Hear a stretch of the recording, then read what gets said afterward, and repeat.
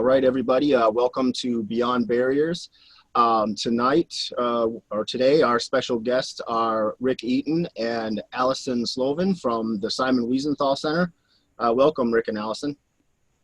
Thank you. Glad to be here.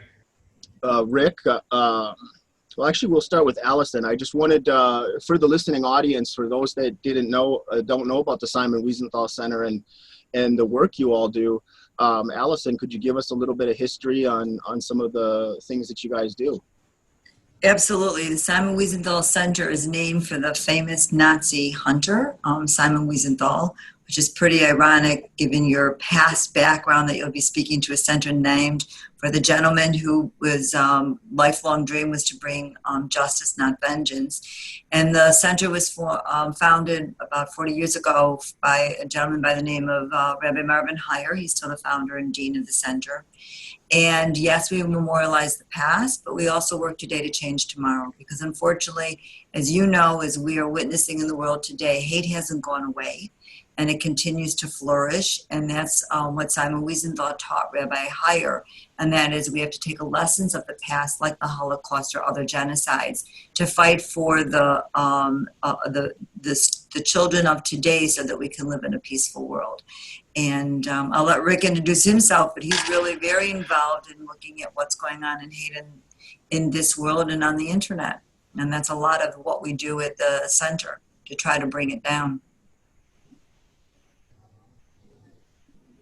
Rick, and your role at the Wiesenthal Center, and I should have prefaced that. Alison's the Midwest director, and Rick for the Wiesenthal Center. And Rick, could you tell us about your role a little bit?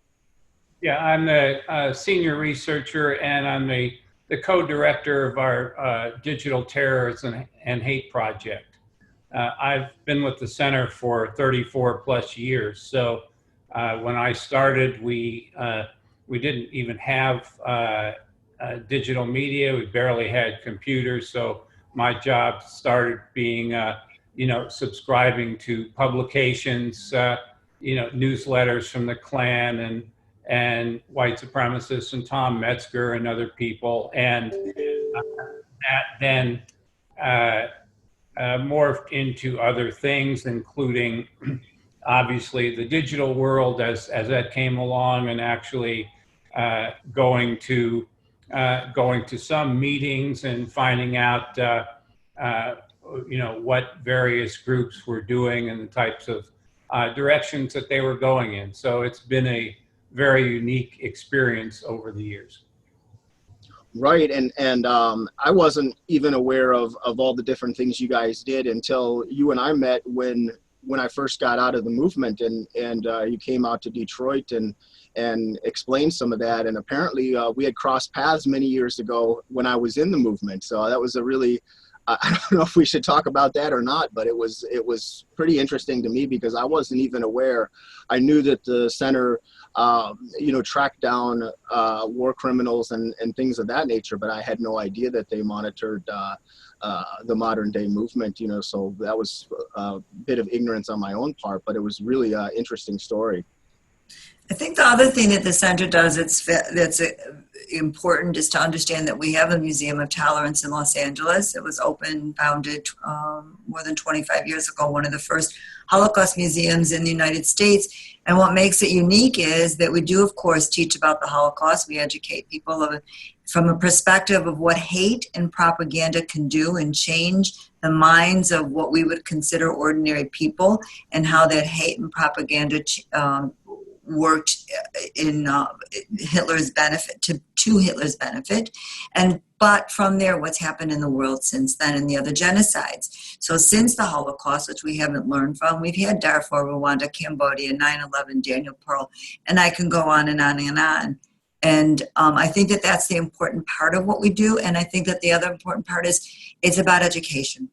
We need to educate people about hate. We need to educate people about what they're seeing online, about how to speak to others, about how to be respectful to other communities, especially today, especially more than ever, as we're witnessing the discourse between, unfortunately, a Black community and the Jewish community with recent events.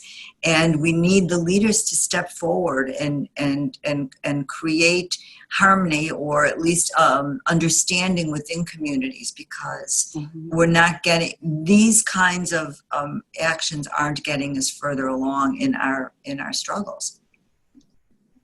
Right, and I think the work of the Wiesenthal Center is absolutely phenomenal, especially in some of the community bridge building and things like that. And that's actually a couple of the questions I had for you, Alison. Was I saw in the news just recently that Nick Cannon apologized to Rabbi Cooper and some of the positive relations the Simon Wiesenthal Center does in building and bridging the gap between other communities and things like that. I think for a lot of the listeners or viewers that are out there, I certainly didn't know about it until I met you in Chicago. And you introduced me to Juliana, that works with the Assyrian people and the persecuted Christians. And I mean, this is absolutely phenomenal work that the Wiesenthal Center does on behalf of all of humanity. And I think the public, and I can't speak for all of the public, but I know for myself, I thought that it was specifically and just focused on Jewish issues and Jewish issues alone before I met you all. And I think that it's really important that the public understands how much work the Wiesenthal Center does in regards to community building between all kinds of persecuted communities. I think it's absolutely phenomenal. It's a beautiful thing, and maybe if you could elaborate a little bit on that too. Thank you. So Rabbi Cooper, when it happened with Nick Cannon, the way that we react is to reach out to the person who said anything that was offensive or anti-Semitic, because it's an educational moment if they're willing to listen and to explain to them. And I will give Nick Cannon credit for that, because he apologized. He said that he didn't understand from what he was saying and how offensive it was, and that he was willing to learn from it. And Rabbi Cooper will be going back to the Wiesenthal Center with Mr. Cannon to show him artifacts from the Holocaust, to show him Hitler's letters, to really get him to understand about the Holocaust. In addition to that, before the pandemic, Rabbi Cooper went with other faith leaders to Nigeria, because in Nigeria, Christians are being killed in genocides and groves. And I'm very proud of an organization that does stand for the other. We had footage, it's probably about a year ago, that I had seen through Wiesenthal of 6,000 women and children, Christian women and children, who were murdered and put in mass graves just because they were Christian. And we cannot stay quiet or blind or keep a blind eye to the injustices of the world. And Rabbi Cooper has also had other interactions with interfaith leaders, including the Muslim community. And he's worked with Muslims in various countries, and in fact is the only rabbi, I believe, ever to be invited to a religious conference in Azerbaijan with 99% Muslims and other interfaith communities as well. So there's a lot that many people don't, as you say, don't hear about what we do because they automatically think that we're only concerned about Jewish issues.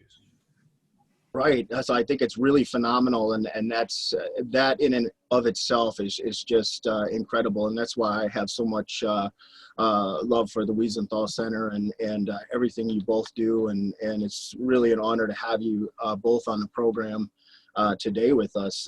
And Rick, I wanted to ask you a couple of things too. Specifically in some of the work that the Wiesenthal Center has done with people in the former community. I know that you guys, the Wiesenthal Center had worked with TJ Leiden, Tim Zoll, Tim Garrett, a number of other people. Could you talk a little bit about the work with the formers and why you feel that's important? Sure. you mentioned T.J. Lydon. T.J. was really the first prominent skinhead, first really skinhead to get out of the movement and go public. And in my role, it's my job to meet with him on a first time he came to the Museum of Tolerance on a Sunday afternoon and talk to him, find out where he was coming from, spent many hours with him after that, you know, going through his experiences and not only what he did over the years, but what led him to come to us. As you say, he's not the only one. He was the first. We then found that people were interested in hearing him speak, including law enforcement agencies that wanted to learn from him. So it's my job to take him out across, all over the country in many cases to do those things. As you say, we've had other formers get out of the movement, come to us.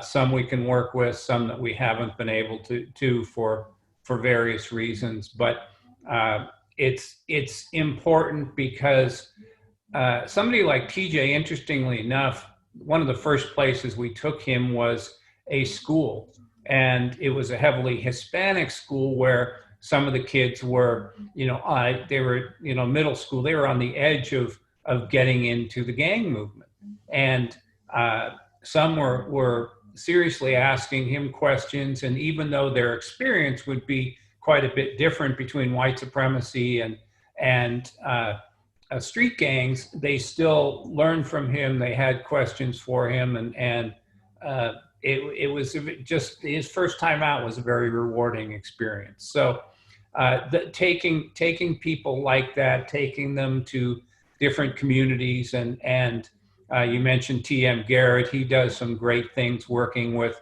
taking formers out to meet with the people that they would have been targeting otherwise, people in the African American community, et cetera. So and as I think you've experienced yourself, you find out that when you get out there and you talk to people, you in some cases are surprised by the reception that you get, because people do want to hear these things. They want to hear why you were there. But on the other hand, they're also very happy that you're out, that you're speaking about it, and that you're doing good. Yeah, absolutely. I mean, for me, I have to say, the first synagogue that I had ever been in my entire life was with you guys in the Wiesenthal Center, and it changed my life. It was so moving. And I had a lot of fear. I don't like the word fear, but I had a lot of concerns or worries going in there that, people were going to be a certain way, all these old biases and things from the past. And even to this day, I don't think I'd been hugged by so many people in one room in one day ever.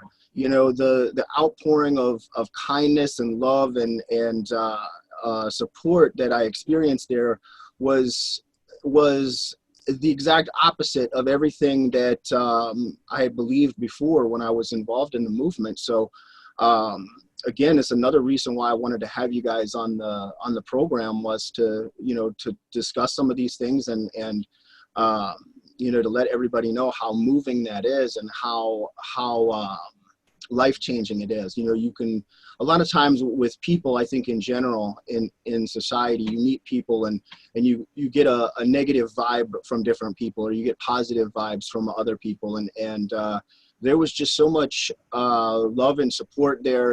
It really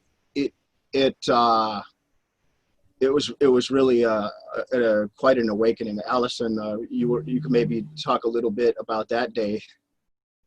So actually, Jeff, I was thinking of you a great deal in the last 24 hours with this whole story with Nick Cannon, because he has asked for forgiveness, and he has gotten a great many people an outpouring from, for example, the Simon Wiesenthal Center, who thinks, as Rabbi Cooper said, that this is sincere and he's willing to learn.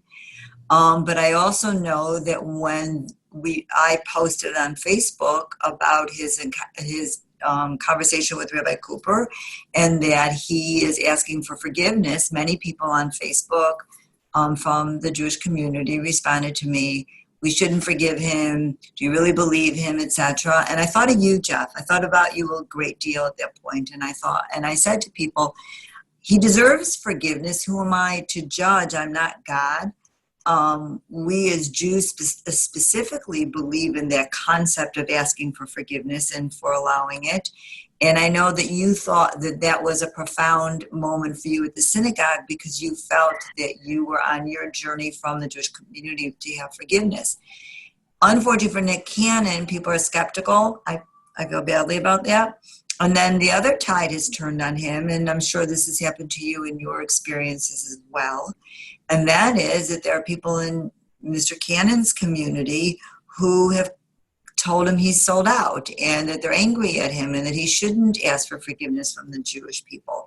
So I think the last statement I read just recently from him was, I'm done, goodbye earth. I think he's going off of social media because he's taken so much abuse on the other side from community members who don't believe it's real or feel that he's sold out. So your journey at the synagogue, which I hadn't known when I met you was your first time in a synagogue, was real. People looked at a man and said, we see the compassion on your face. I also would believe, Jeff, that in your journey earlier when you became part of the National Socialist Movement, if you had met people that had reached out to you, you wouldn't have fallen and slipped so far into it. And I think that people have to understand that many people fall into hate groups or gangs because they're looking for family. And that's what, though they're espousing hate, that's what this becomes to people who are by themselves.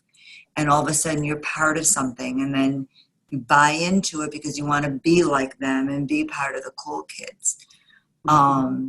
So I don't know, but I think, forgiveness is a different journey. And you and I had an email exchange.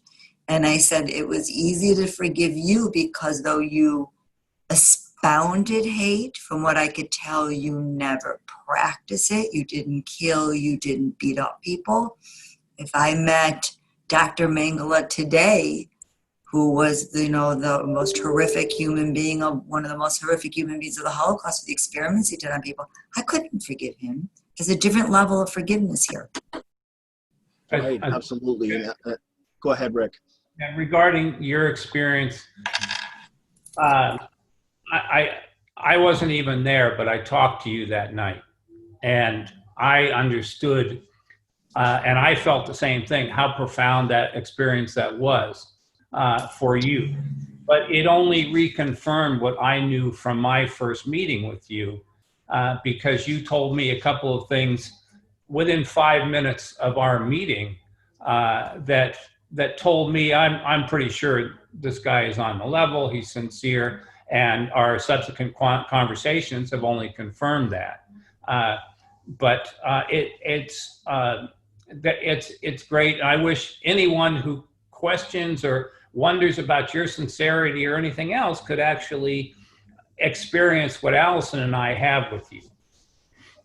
Well, thank you, Rick. I mean, I did want to expand a little bit on that because it is very difficult for a lot of people that get out. And I've had some people in the public and other formers, a couple of them, and just people in general that don't are suspicious or they feel like things are not sincere. And in the work that we do with Beyond Barriers, not just this podcast, but with the nonprofit that we started, is we're working with all kinds of different people, formers. The reason why I started is after getting out and starting up my personal website, I was getting all these people that were contacting and asking questions about leaving. And a lot of them said that they wouldn't reach out to some of the other groups because they didn't know the people that were involved in those, or they had never heard of them, or in some cases that they were too far personally left-leaning in their ideologies and things like that, so they didn't feel comfortable reaching out to them. So I formed up along with the team of people that we have, we formed up the Beyond Barriers nonprofit to give people an option when they're reaching out to talk with us. And we're working with people all the time, reaching out, and it's absolutely incredible. But one of the things that's damaging is when you do, especially in the public realm, when you have somebody, whether it's from the CVE community, or the media, or other formers, and they're saying damaging things. I mean, for me, I'm out. I've spoken out against the movement. I do the work that I do now, and that's not, nobody can change that. But a lot of other people are more, I don't know if fragile is the right word, but they're in a place where they're on that fence where they could go one way or another. And I really worry about a lot of these people because I feel that some of them, the newer ones, could slip back in if they're not welcomed out here. And as Alison said too, the power of forgiveness and stuff. I mean, those of us that were formers, we know that what we were doing was wrong. It wasn't a good thing. Especially those of us that speak out, we're very open about it. We literally risk our lives, to say these things. It would be a lot easier not to. It'd be a lot easier to do something different. So, to be honest, it's very difficult when there's people that say or doubt these things. And I'm just so thankful for you guys because, some of the experiences I've had with the Wiesenthal Center, and also that I was given a chance, that I was able to meet with people and get to know you guys. And a lot of the critics, I think, actually, I know a lot of the critics are people that have never even met, and it's not just me, but they do it to other people that leave as well. They never met these people. They don't know them. So how can someone, it feels almost, to me, it's almost as polarizing as being in the movement and saying, all the Jews are bad, all the blacks are bad. It's the same thing. It's almost like it's just as intolerant, where they're saying, hey, they're not sincere, or they're not sincere enough, or they haven't gone far enough or done enough things, and they doubt you. And I don't know if either one of you have any thoughts on that. Definitely. Yeah, I think one of the things that people need to understand is, like everything else, every former has a different story. They have different reasons for getting out. They have different beliefs, and we're not here. We don't care about what your beliefs are. Some people say, well, you need to be more left thinking if you're going to be a former, and the like. No. You need to be out of the movement. You need to be concerned about what happens in the movement. The formers that I've experienced are, and TJ is a good example, are the most angry when something happens. When, a Charlottesville or some other incident like that happens, the formers are the most angry about what's going on and the publicity that they're getting.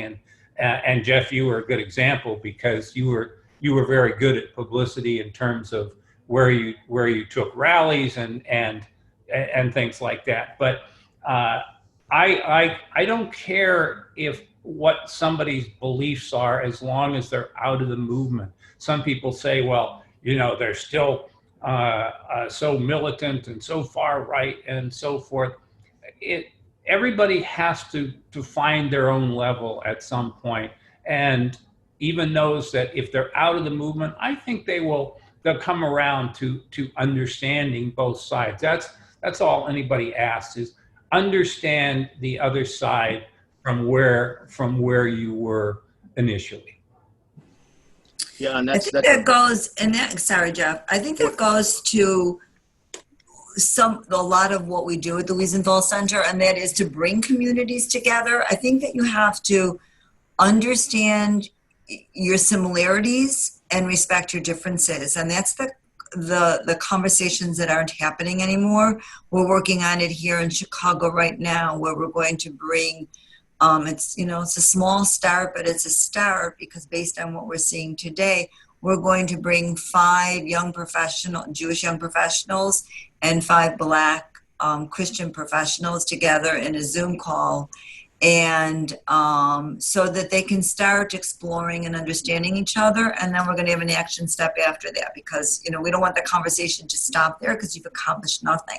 But we need to give opportunities to communities who've never met to hear what it's like. We had conversations in my own office. I could hide my Judaism, right? I could tuck in my Jewish star or take off my yarmulke if I wore one, etc. There's ways of hiding our Judaism. But a Black person can never hide their skin color and will always be Black. And those are real conversations that we've had here in the office. And I think that, the Jewish communities, we don't understand anti-Semitism. Well, I don't understand racism, and I don't understand Latinos or people who are immigrants who are afraid either. And that's why it's so important that the Simon Wiesenthal Center works with so many different communities, because it's the only way we're going to change the conversations and to work together is by understanding, in some ways, our shared backgrounds, because so many of us in different ways are oppressed, unless, forgive me, you're a part of the, unlike a National Socialist movement. We're equally hated by the movement. So why don't we get along with, outside of it? That's just it. I mean, it's understanding both sides. It's being able to sit down and have this dialogue with everybody. And I know even for myself and my own journey, like learning, especially being in the movement, it's like I got over the racism. I don't have anti-Semitism anymore, all these things, but I still had some bias towards the far left. And I still, of course, I still have some bias. I have a lot of friends that are left leaning, and a lot of my personal beliefs are on the left as well. Even I consider myself sort of a classic liberal where I accept everyone, but learning not to use bias and not to instantly be like, well, I'm not going to hear that person because they're over here and I don't agree with that. I mean, that's what we did in the movement. That's how it was with everything. You just painted everything with a broad brush.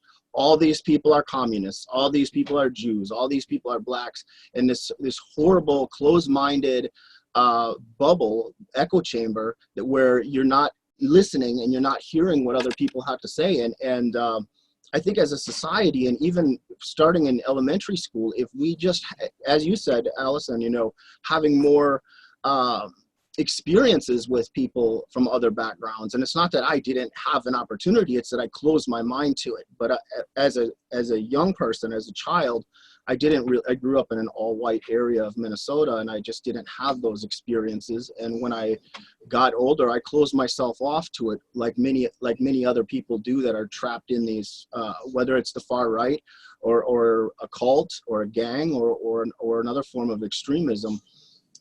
You get caught up in there and you don't open your mind and you don't give yourself an opportunity to learn. So I think it's incredible the work that the Wiesenthal Center does across all these different lines to work with all these different communities and understand that. And the people out there that are listening, know that you should know you can come to Beyond Barriers, you can come to the Wiesenthal Center or any other groups that are doing this kind of excellent work.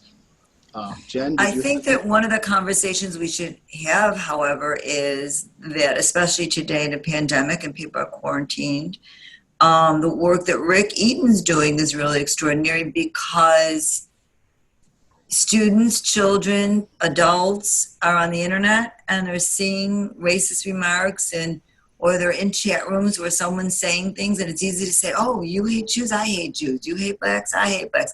And again, it's another way of guiding the conversation in the hate, so that maybe I didn't hate these people, but now I'm listening to, I've got nothing else to do. I'm on the internet. So wait, maybe there's validity to what they're saying. So I would say that, Rick, I'm sure that you're seeing a great deal more hate on the internet, especially during the pandemic, the quarantine that we're all experiencing.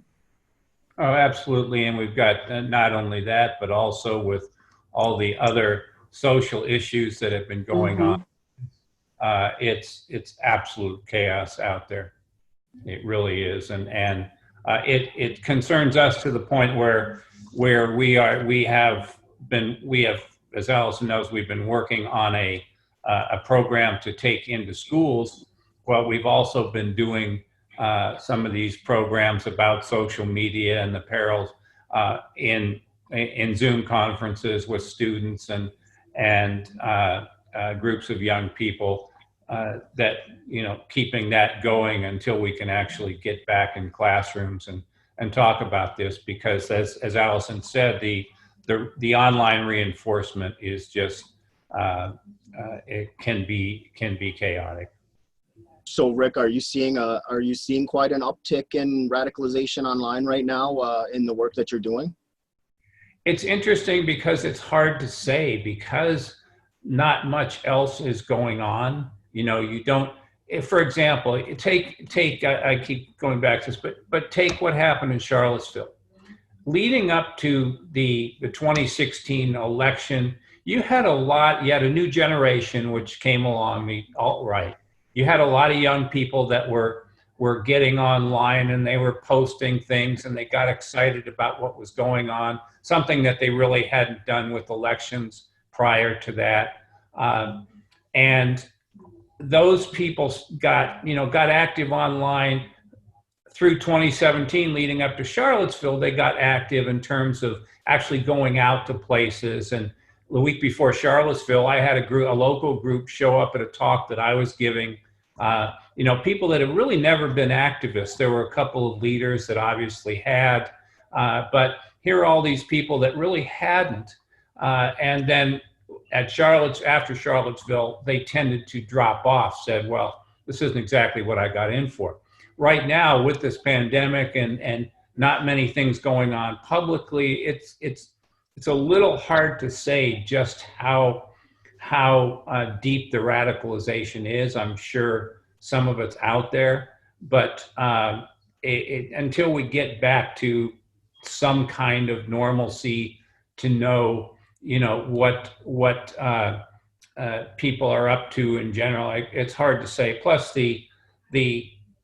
I think there is, let me say this, I think there is radicalization in, personal beliefs and things like that. The good news is, that and it's a good thing that the white nationalists and others are kind of in disarray anyway over the last couple of years. So how much that those personal beliefs are translating into support for those type of people and groups, we just don't know yet.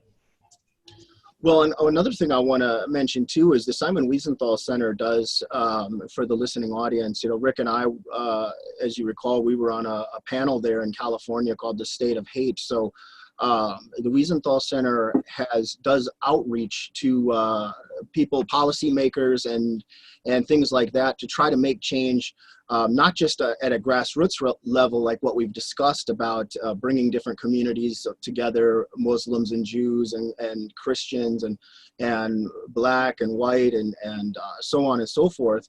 But also the Wiesenthal Center has some outreach as far as making connection with policymakers. If I recall, there was at least one or two senators there, Rick, and maybe Congress people. Would you talk a little bit about that as well? That particular forum was actually the California State Assembly. It was actually a hearing for the California State Assembly, and I believe there were 4 state assembly members there. I think there may have been a local congressperson as well. That they were kind of doing research and getting information on what was going on, what the levels were, what type of activity and things like that. And I have to say that for really, I think for you, a first time out, doing anything like that, you made a very impactful presentation about the movement and the realities.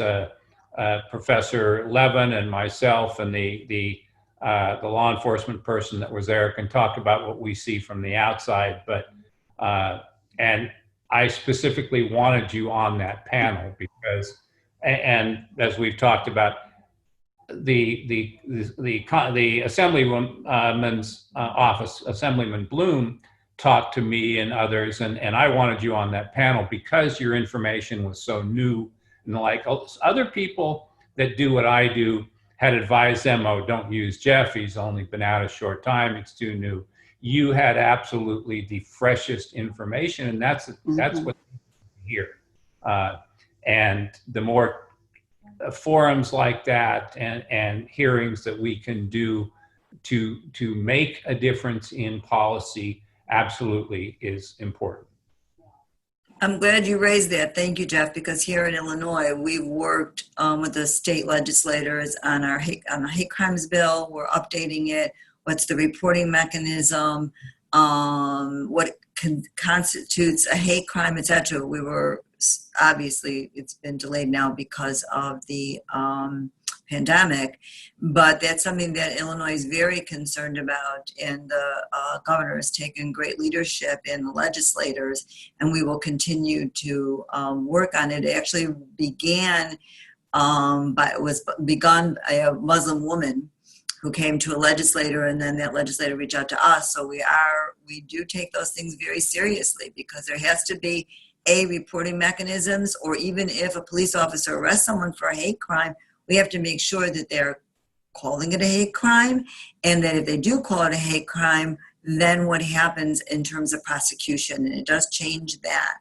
So legislation in those arenas are extremely important to us. Thank you. And Jennifer, I know we haven't heard much from you because we're not seeing you on the Zoom, but do you have any questions and or anything you'd like to add to the conversation? I've just been enjoying the conversation, listening very much. And I just want to say thank you to both of you for the work that you do. It makes my heart happy, and I greatly appreciate it. And it's just so important, so very important. Thank you. Thank you. Can I share one last thing for a minute? Of course. So, we're hoping by September, literally, to roll out the first in the United States for the state of Illinois, a mobile museum of tolerance. And that is going to be a bus that takes everything that you learn within the Museum of Tolerance in Los Angeles, and it's going to be converted into a classroom that will roll up to the schools, because, as we all know, people don't always live in diverse communities. So we're going to bring the diversity to the community and have these hard discussions and teach the civil rights and women's rights and LGBTQ and anti-Semitism and civil rights and all of the things that are important in these conversations. It is a wonderful educational tool. I'm very proud of the state of Illinois for supporting it. And then you stay tuned. One day we'll get you on the bus. And you'll see that I anticipate that other states are going to want this kind of educational experience as well. That's excellent.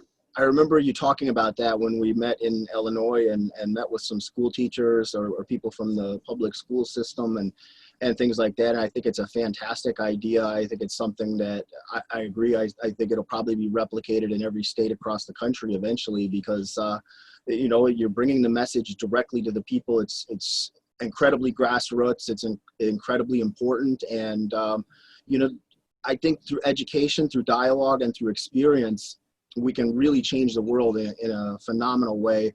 And people can see that this isn't about race or religion or all those things are important to different people and everything, but that we're one human race, that humanity as a whole, even though we have some of these small differences, whether it's in religion or race or ethnicity, all these sort of things, which are important to a lot of people, but that we're all really the same and that we have so much more in common.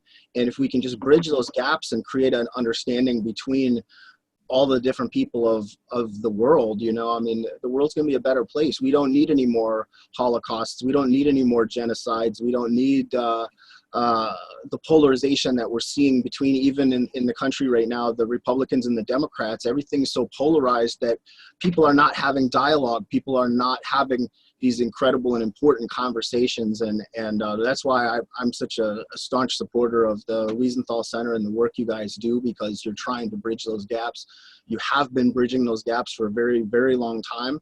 And a lot of it is unnoticed, I think, by the general public. So any opportunity we can get to platform, I know this is a very small platform for Beyond Barriers and the podcast, but any opportunity we have to show the world that the wonderful work you guys do, I think it's so important. And when you talk about like unsung heroes or people that are not often recognized, I think a lot of people in the peace building community that are working with these interfaith commissions and bringing people together are not recognized a lot of times because there's so many negative things going on in the world. So I think it's incredible the work that you guys are doing, and it's so important, especially for people like myself that had been those polarizers, that had been those divisive individuals in the past. It's really meaningful to know that there's groups and missions and people like yourselves that are engaged in this and have been for a very long time. I'm new on this side of things, and you guys have been. I learned every time I talk to you guys, I learn something. So I'm incredibly grateful. And does anybody else have any? Did you guys have any questions you wanted to discuss or anything else on the program? I just wanted to go back to what your own experiences. Personally, I just get extremely annoyed when I hear about the things that happen and people that question your beliefs, because as what you just said, we're trying to build those bridges, and somebody like yourself and Jen who have been experienced this movement. Jen, you literally grew up in it. We need to foster those, and one of the reasons being, while you were talking, Jeff, it occurred to me I think we're seeing an increase of people like yourself that are after doing this for a long time are coming to the realization that maybe you've been on the wrong path. But unfortunately, as you know, there is a steady stream of new recruits that that come along age, I don't even know what started with 14, 15, so forth, and that there's always those people that are going to be influenced. So sadly, this work goes on, and there will always be new young people ready to try this out, if at least for a while.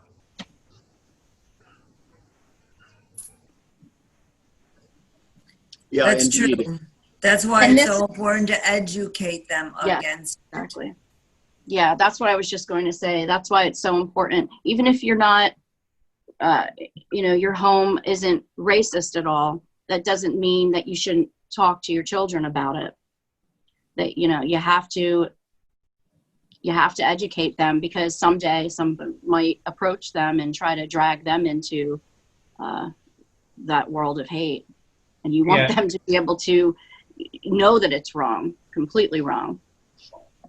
Right, and many, many people that I have spoken to over the years. I mean, Jen, you grew up with it, but Jeff, I don't think you particularly did. TJ did not particularly do it, and in his case, when he started with the early days of the skinhead movement, his parents didn't really understand what was happening, because here, he'd been a little bit radical, the hair was getting a little long, and all of a sudden he comes home, he starts dressing what looked appropriately better, cut his hair, and so forth, and a lot of parents don't really understand what their kids are experiencing in some cases until it's too late. How do you know how do you know it's a real deal, Rick? I think it's a statement you made and that I've always wondered about.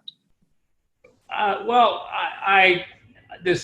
some people may say this is not the way to go, but having done this as long as I have, and I think that I'm one of the longest running researchers in this field that is still doing this.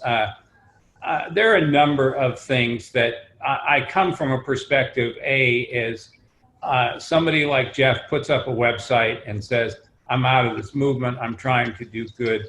From my perspective, there's absolutely no going back at that point. And somebody that does automatically is going to be hated by both sides, because you're not going to be trusted by the people in the movement. Yep. And people like us are going to look at it and say, well, you said you were getting out and then you're going back, you're not really committed. So that was one thing. But when I heard about Jeff, I saw this website that he had put up, and I immediately said to my boss, Rabbi Abraham Cooper, I said, I have to go meet this guy, the sooner the better. And I think it was probably 3 days after I saw your website that I was sitting with you in Detroit. And as I said, in the first few minutes we started talking, you related a story to me, and I don't know if you want to tell this story or want it known, about your mother. And that was similar to the stories that I had heard from other people such as TJ. And that pretty much told me that I'm getting the straight story here. But it was also, we sat down for a long period of time, I think something like 3 hours that night. And whatever I asked of Jeff, he gave me straight answers and did not, as far as I can tell, pull any punches. And that, I think I have a little bit of sense of this after 34 years. So, we leave this Jeff again? No. Oh, there you go. Technical difficulties. No, that was really great, Rick, and thank you so much for sharing about that, because that is one of the complications, I guess you could say, of leaving, and that a lot of people don't think about. So when there's those people out there that say, hey, this person's not out, or things like that, once you start doing this, especially from the movement's perspective, you are the absolute worst traitor in their minds than anything. I mean, they feel like it's the ultimate betrayal to speak out. And even if you're not, I don't say anything that's horrible, I don't think. I mean, I'm out here preaching peace and all that, but because I speak out against racism and hate, it definitely draws the ire of the people from that scene. I mean, I've gotten death threats from far right and far left since I've been out, so it's unfortunate that people have to behave that way, but really, when you're out and you're publicly out, I mean, it's one thing, like for a lot of the people we were discussing earlier, like a lot of the people that I'm working with that are kind of, a lot have left, and there's others that are kind of on that fence and they're in that process of leaving. And if they haven't gone public, those type of people can slip back in, but once you've gone public, there's no going back. You can't go back into that life and things like that. So it's incredibly harmful when there's individuals out there that doubt, or that especially publicly say things against people that have chosen this path, because it's an incredibly difficult path. It's the right path to be on. And it feels good to be doing good things and preaching peace and solidarity and unity and all those kind of things. And it's really important. And it's to me, I feel like it's a duty for me to kind of repair the damage, fix the damage I've done from my past by helping others, and maybe in some small way, making amends for the mistakes and sins of the past by fixing things and doing the right thing. So it's not an easy path, but I feel it's the right path. And it's not the path for everybody. A lot of people, when they leave, they just want to quietly go on with their lives and things like that. And that's really good too. You know, that's fine.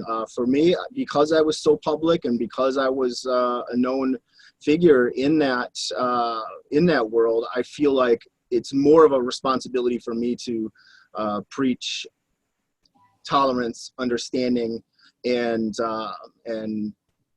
that everybody gets along and in the peace building sphere here. So it's incredibly important for me to do what I do. But right. You're absolutely right. When TJ got out of the movement, and he was the first one to go public, we had a couple of news stories. There was a TV documentary, and we got a lot of calls from other people to congratulate him and said, "Boy, I'm really glad you got out. I got out. I did it quietly." You know, it's not the easiest movement to get out of in the first place. So people, you know, say, "Well, I'm taking a job in Arkansas or someplace," and they go, you know, they get out that way and slip away quietly, and that's fine. But I was a little surprised by all the calls that we did get, wanting to talk to TJ, congratulate him for getting out. Again, just as I said earlier, some were on different paths, but they were out of the movement, and they weren't.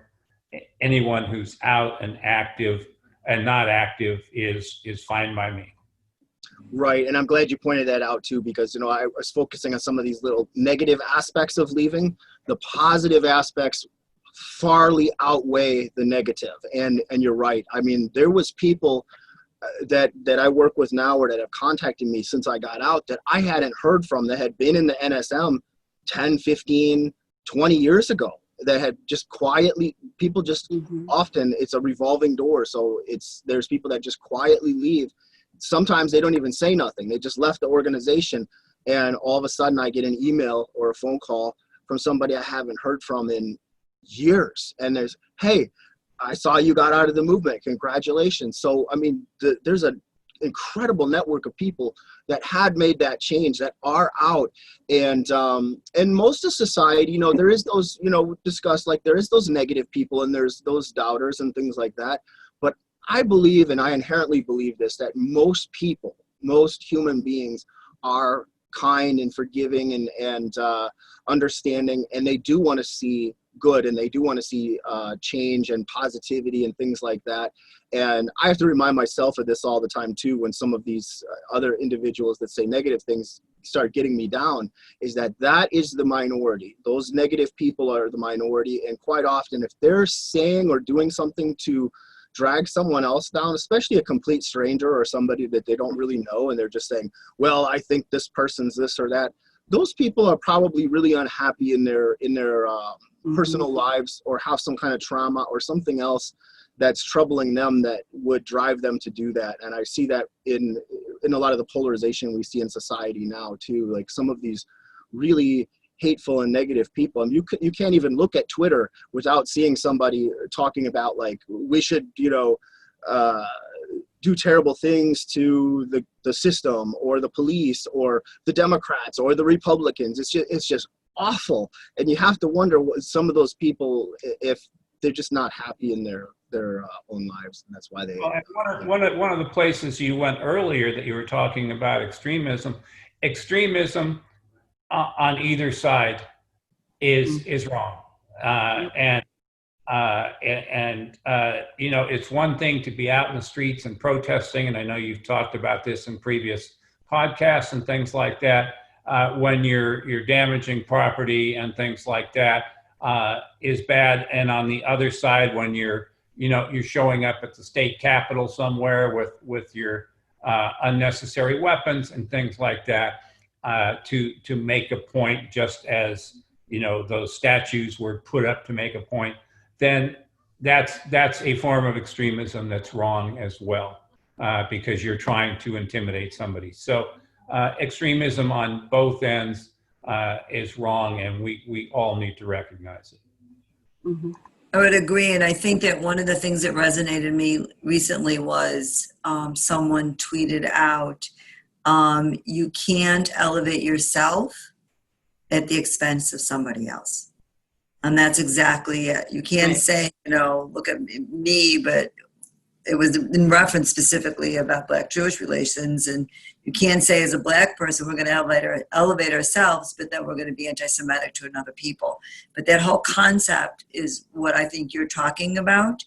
And that is, we're either just good people, and you have to embrace the good in others. And yes, everybody has bad in them, and we all have implicit bias, and we all have to work on how we look at things. But I think that we have the ability, and you've proven it, and congratulations to you, to move forward. And the fact that you're public about it is really testament to you. Because you are trying to help others, and it's a wonderfully healing factor for you, and I really admire you for it, Jeff. I do as well. Thank you all so much. It's I think this is an incredibly moving episode of Beyond Barriers, and I'm so thankful for all of you and all the wonderful people that support the work that both the Simon Wiesenthal Center does, Beyond Barriers does, and all the other wonderful organizations out there that are preaching peace and trying to bring people together for dialogue, understanding, empathy, compassion, all these peace building. It's moving, it's incredible, it's powerful. I thank you both so much for joining Jen and I on the program today. If anybody else has anything else, Yes, thank you for your work, and keep doing what you're doing, and keep shrugging off the people that don't take it seriously, because I was going to make a reference earlier. It's the fact that the old saying, the bigger they are, the harder they fall. Well, let's be honest, you're the most prominent member to ever get out of this movement. So it's, for some unknown reason, not everybody takes that seriously, but again, it goes back to what I said. It's not something that you can back off from. You're doing good work, and you need to keep it up, and we will try to support you as much as we can at the Simon Wiesenthal Center. Thank you, Rick. Thank you for the opportunity. Thank you, Allison. Thank you for joining us. Thank you, Jen.